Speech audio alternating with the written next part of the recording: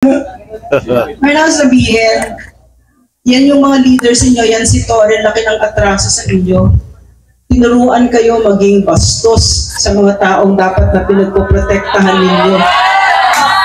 Tinuruan kayo nasaktan kami na dapat kami inyong dinidepensahan.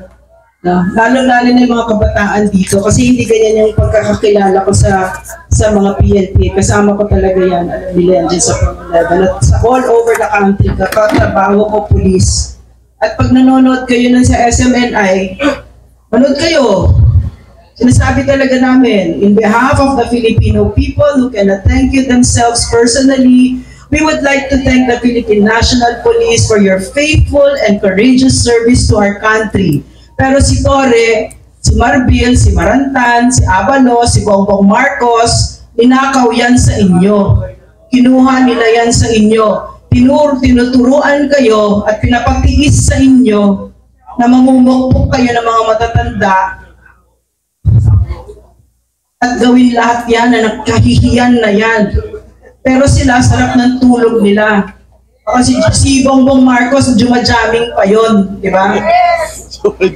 Bangag kasi, di ba? Tsaka paano ba yun? Ano pong pakiramdam ninyo na ang president na inaali ninyo ay ayaw mag-drug test, tapos kayo kalaban natin ang yung mga criminal ng drug, di ba? Hindi naman kasi criminal ng drug. User ng drug. Pero yan yung ginagawa ni Torres sa inyo. Tinatanggalan kayo ng dangal. Yes. Yan ang panatero, yes. Walang inuurungan. Pag tama palakpakan, pag mali ay babanatan. Sama ng loob. Lahat na lang ginagawa ninyo. Pinapangaralan ng mga kapulisan. Malakas yung heartbeat ng mga earthworms talaga. Yung usual yung na-detect ng bulate doon. Nagtatawa. Huwag yung mga okra namin doon, alugbati, huwag kapakan. Kasi supply namin yun dito, sira. Maraming, nandiyan ba si Colonel Mejia? O yun, control lang yung emotions nyo, mga police, i-control yung emotions nyo. Huwag mo silang padalos-dalos, pangit din yun. Tama. Control lang ko. Yung command officer niya, dapat mag-utos, stay your ground, man, mga ganon. Tayo lang. Don't move. Ganon. Iwasan. Hindi ka huminga. Iwasan kumain ng baboy. Iwasan magpalo kasi hindi kami makapalo din. Alam ka naman, ihampas namin yung crane sa inyo. Hindi mo pwede yan. Ganun lang. Ulitin ko sa dinadocument lang namin yung mga labas-pasok ng mga kontrabando ninyo, mga gamit po ninyo. Parang may record din po. Tama. Malay mo, nagpasok kayo dyan ng kalansay, buto, baril, droga, di ba? Hindi ko sinabi na gagawin nyo yun. Baka lang. To fairness pa. So sa pag-implement nyo ng warrant of arrest, kahit sa pasimula, wala nang fair, iusap pa rin namin. Pantay-pantay ba? Fairness. Di ba? Fair lang. Gawin nyo yung trabaho in the name of fairness. Kahit hindi nyo na kami pinagamit sa simbahan namin. Di ba? You are depriving the freedom of religion. You're depriving our liberty here. Ang aming paninirahan dito, na-disrupt niyo po ng bonggang-bongga. Tama. 2 weeks na po. I hope na naintindihan niyo, ma'am, sir. Hindi, si ma'am Lorraine Bader, meron ding SONA ba yun si ma'am? State of the... Kasi lahat ng bagay mapag-usapan. Why you resort to violence? Tanungin ko kayo, sir. Bakit kailangan niyo maging violente? Sige nga, sir. Yan, okay na po. Kami, dapat, sir, para fair, alternate. Ngayon, kayo gamit ng shield at pamalo. Bukas kami naman magamit. Di ba para fair? So, tapos, yung ginawa nyo sa amin, gawin namin sa inyo. Ano yung maramdaman nyo? Ganun lang po. Di ba? Palit tayo. Kami naman magbantay dyan. Kayo naman mag-prayer dito. Oo. Para malaman namin na, uy, ganito pala yung pakiramdam ng pulis. At malaman nyo na, ganito pa rin pakiramdam ng missionary ng KOJC. O, di ba? Para maraman natin ay yung mga pakiramdam ng sitwasyon ng bawat isa. O, di ba? Maganda yun, sir. Maganda talaga yun. May isip di pala basta-basta pag inutusan ka sa taas, kaya illegal, gagawin mo talaga kasi para sa trabaho. O, pag kayo dito din, magka-realize din kayo, kaya pala ganun sila kagalit kasi nga, kinuha natin yung lugar nila, illegal pa rin, at hukay tayo doon. 2 weeks na, wala pa naman tayong resulta. O, di ba, sir? Ganun lang po ang usapan natin. I know nakikinig kayo at yung iba nagpaka-bingi-bingi. Hope hindi ka mabingi, sir. Salamat. Sa muli, magandang gabi at ay umaga na pala, sir. Good morning po sa lahat, no? And we all hope na matatapos dito at makauwi na po kayo, sir, sa mga lugar ninyo kasi namimiss din po kayo ng mga pamilya niyo. And we continue praying na ma-enlighten kayo, maliwanagan kayo. Pakiusap ko, huwag niyo lang gitgitin masyado. Sabihin niyo sa office, sumunod naman kayo sa kanya, pero nakatayo lang. Huwag na. Igaganon niyo pa yung mga matanda sila nakakaawa po. At huwag niyo naman pong pukpukin, sir. Maximum tolerance ika nga. Lahat nadadaan sa usapan, matinong usapan po. So sa muli, good morning po sa ating lahat. At reminder sa KOJC, huwag masyadong, huwag ganun, aggressive na kuhan na ginagawa natin or tinutulak. Tinutulak mo sila? Bakit tinulak mo, Nay? Nay, tinulak mo, Nay? Nabasa ko lang yung pangalan. Ha? Siguro. Binabasa ko yung pangalan. Binabasa lang pala. Pinukpok ka, Nay? Tingnan mo, pinukpok sa bibig. Baka mali ang pag-pronounce mo sa pangalan niya. Ha? Ayusin mo pagbasa. Oo nga, baka mali. Palapit sa kanila, Nay, kasi minsan walang kayo, nahihilo na. Akala niya, lalaki ka. Akala niya, nagmumura ka, binabasa ko lang pala yung pangalan niya. Ganon, no? Medyo layo lang konti, Nay, ha? Intindihan tayo niya. So, sa ating magigiting at na mga kapulisan, maraming salamat po. Hold your ground. Kung dyan kayo na-sign, din sila mga kapatid. Lalo na yung nanghampas, palakpakan, dobling kalakpak. Good job, PNP. Maraming salamat. Good morning po. Ayan, ganyan lang. Napakapayapa, di ba? Ayan yung mga kapulisan natin, okay naman. Nakikinig naman sila. Okay. Maulan. O yan, ayun na si Doc Lorraine. Oo, Doc Lorraine. Magandang gabi. Mga kababayan, gusto ko sanang usapin yung mga kapulisan. Marami kasi sila kaibigan ko. Katrabaho ko kayo sa NDFL. Tapos kanina, nandun kami, kwento ko sa iyo yung ginawa nung isang nandun. Nasabihan ko lang naman siya, bakit ninyo ito ginagawa? Minahal kayo ng taong bayan. Siguro dramang-drama siya sa akin, natawa siya. Tsaka yung bastos yung pagkatawa. Kala niya nakakatawa yung ginawa niya. Hindi niya nakikita, trahedya yung ginagawa niya. Na napakatagal ng CPP, NPA, NDF sa Pilipinas. Pero dahil nagtiwala sa pulis ang ating mga kababayan, bumalik sa gobyerno, di ba? So, naawa ako sa inyo kasi ang mga leader ninyo, napakasarap kasi magtrabaho pag magaling yung leader.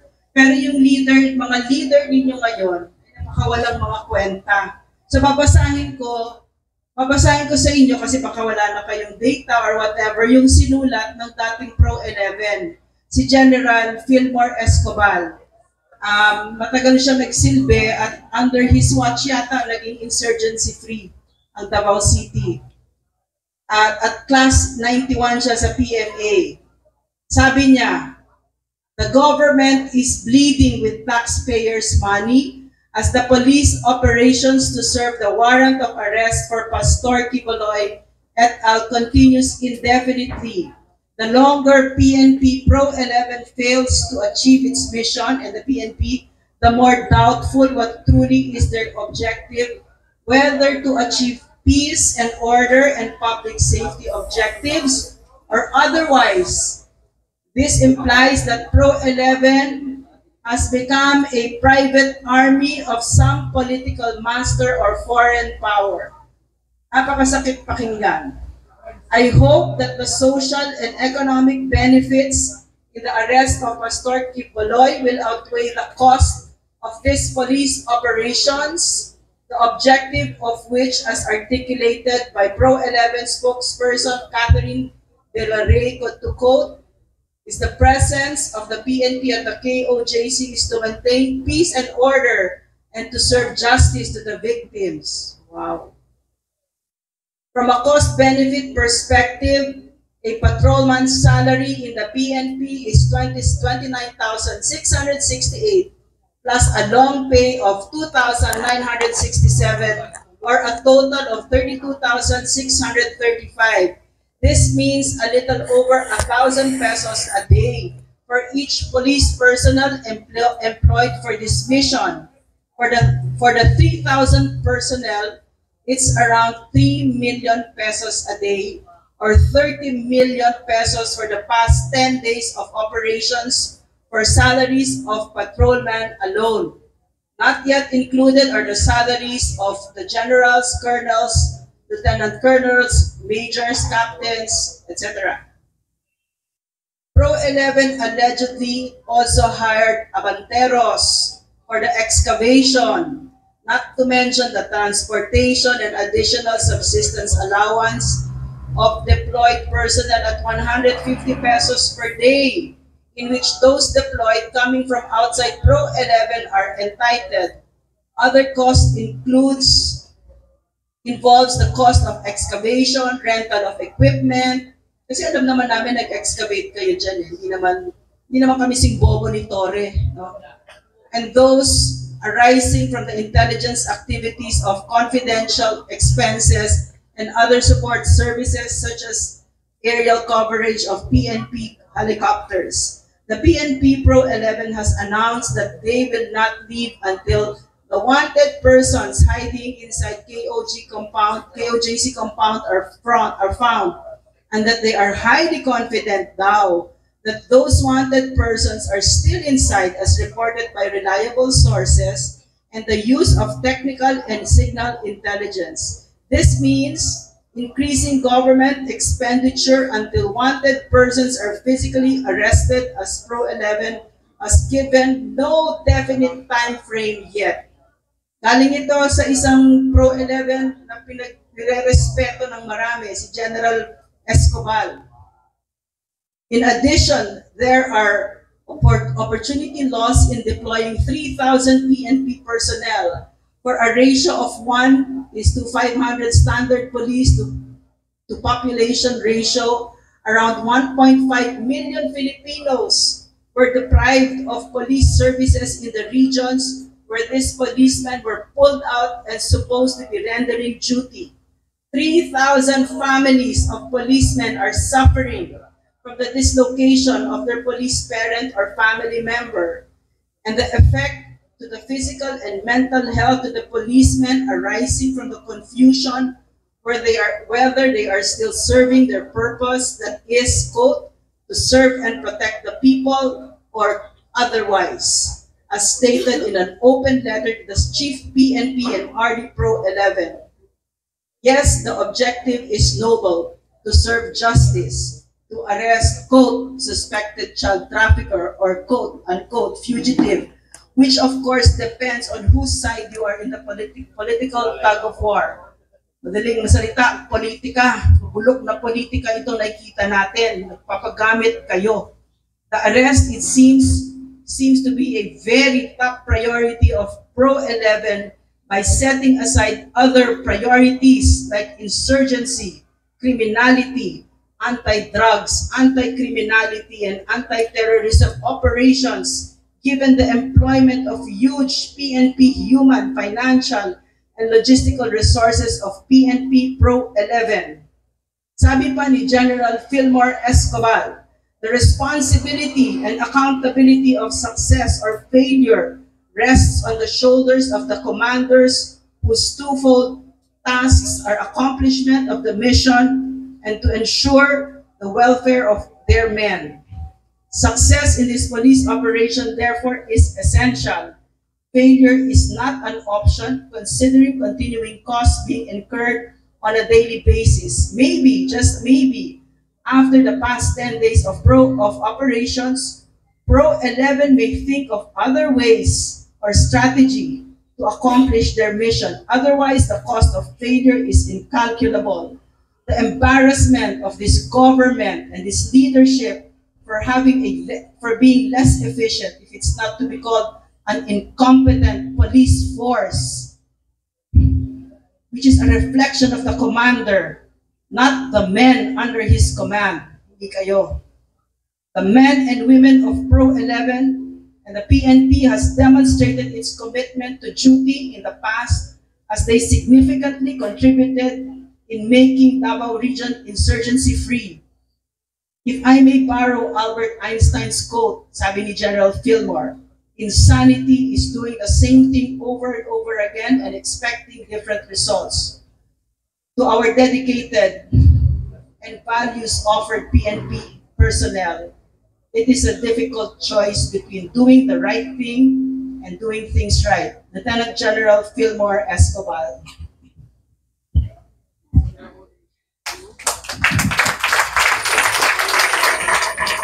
Sir, ayun. Ayaw nila. Ayaw nila, madam. Wala na. General Fillmore Escobar. Nalay. Palatay. Ayan na si nanay, yung pinalo. Yung pumalo sa akin, hindi ko malaman kay ang nandoon si Gonzales or Gonzales, Palma, basta apat yun sila. Patawarin kita ngayon. Alang-alang sa pangalan sa Amahan. Ayun. Meron lang ako explain kasi mukhang nakalimutan na ng PNP na yun. Hindi naman lahat na yun. Kung ano yung relasyon natin. Okay? Kami, isinuko namin yung ibang kalayaan namin sa gobyerno. Yung pera namin, binibigay namin sa tax. Ibig sabihin, may tiwala kami na hindi kayo mga magnanakaw. Diba? Binigyan kayo ng tiwala na humawak ng baril. At lahat yan, no? Pero ang pinapumayag kami doon. Pero ang kasunduan doon, sagradong kasunduan doon, ay hindi ninyo gagamitin yan sa amin. Kung hindi, para protektahan at depensahan kami. So kung kami ay nagayaw-yaw lang dito, no, pabayaan niyo na kaming magsalita.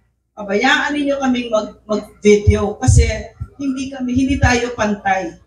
Meron kayong hawak na mga baril at malalakas kayo. So, nandyan kayo para protektahan at depensahan ang taong bayan. So kahit na may ganitong politika na nangyayari,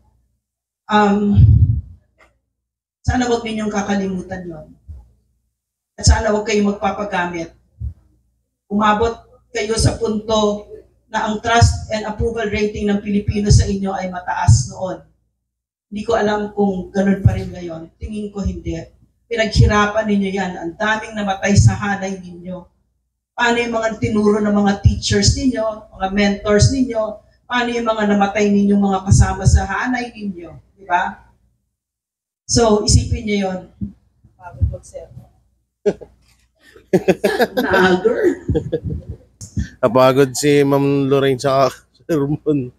Oh, okay. Alauna na yan, nagsisermon. Alaunang sermonan. Kasi pa naman, kung mamumukpok ng pa, Tama.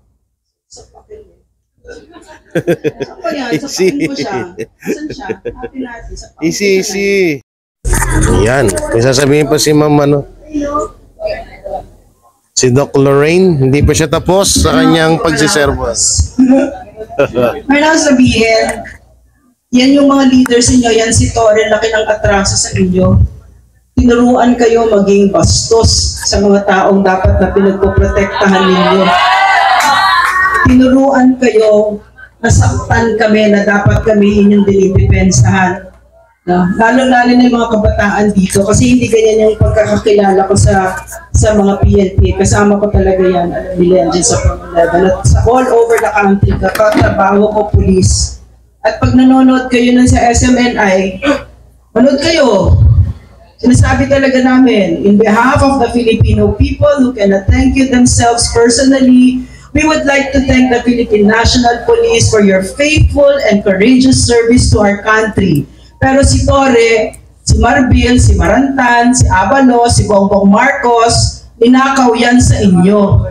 Kinuha nila yan sa inyo. Tinuturuan kayo at pinapatiis sa inyo na mamumukpok kayo ng mga matatanda at gawin lahat yan na nagkahihiyan na yan. Pero sila, sarap ng tulog nila. Kasi si Bongbong Marcos, jumajaming pa yun, di ba? Bangag kasi, di ba? Tsaka paano ba yun? Ano pong pakiramdam ninyo na ang president na inaali ninyo ay ayaw mag-drug test, tapos kayo kalaban natin yung mga mga criminal ng drug, di ba? Hindi naman kasi criminal ng drug. User ng drug. Pero yan yung ginagawa ni Torres sa inyo. Tinatanggalan kayo ng dangal. Sila nauulanan, si Torre na-airconan.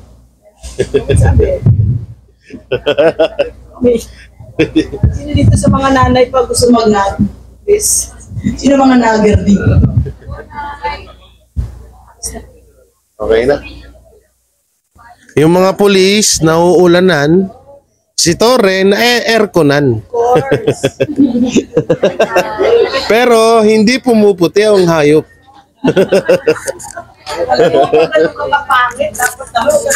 Bad yun.